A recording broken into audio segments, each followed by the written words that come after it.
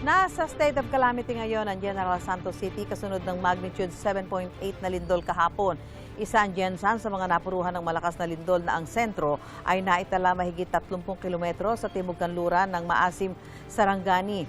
Intensity 7 ang naramdaman dito na pinakamataas na naitalang intensity kahapon. Kaugnay po ng nangyaring epekto ng malakas na lindol ay nandito po tayo ngayon sa Gensan Medical Center dahil makikita nyo dito sa aking likuran. Ito ho yung mga pasyente na inilabas pansamantala mula dito sa Gensan Medical Center dahil ang sinasabi nga po, nagkaroon ng mga aftershock kagabi at kaya pinabuti na ilabas ho muna yung may 61 pasyente. So, andito ho muna sila sa labas ng ospital.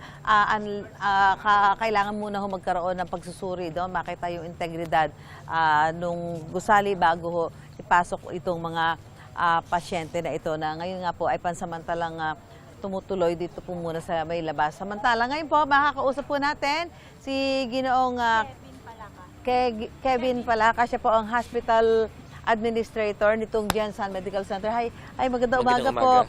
So itong mga pasyente po ito, sila po hindi na-apektuhan ng lindol, bagko sila po talaga naka-confine dito? Yes, majority of them are currently admitted when the earthquake struck. But there are also patients na kakadating din kahapon as a result of the earthquake because they sustained trauma and they were really advised for admission for further healthcare management. Apo. Tapos paano to, Kevin? Hanggang kailan sila mananatili dito sa labas ng ospital? Hanggang ngayong umaga lang, papasok na sila ulit because mainit dito sa labas. Inalaw lang namin sila kagabi na manatili dito kasi they're still afraid because of the strong aftershocks. Malakas pa rin kasi ang aftershocks since kagabi. So this morning, kaya namin sila iniikot to ask them kung pwede na sila makapasok and request them because of the heat mamayang tanghali lalo na. Yung kumusta naman yung hospital? The hospital sustained minor damage only. Kaya po binigyan na kami kahapon ng clearance to return inside the hospital.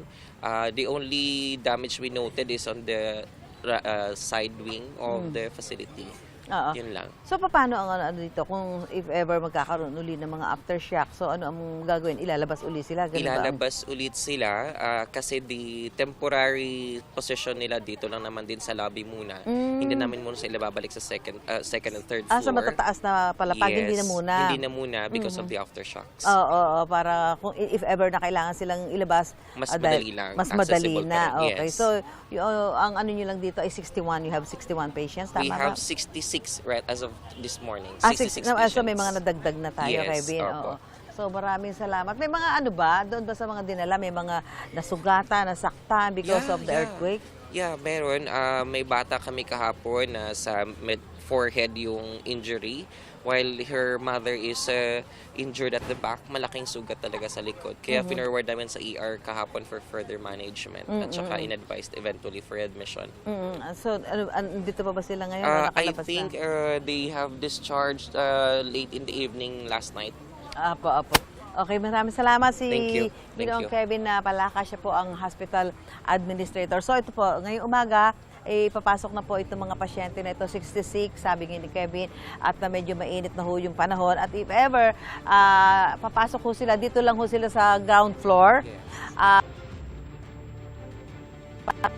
Kung medyo malakas, madali ho silang mailalabas ulit dito sa gusali nitong Gensan Medical Center. So, yun po ang ating update mula po dito sa Gensan General Santos City. Balik po tayo sa studio.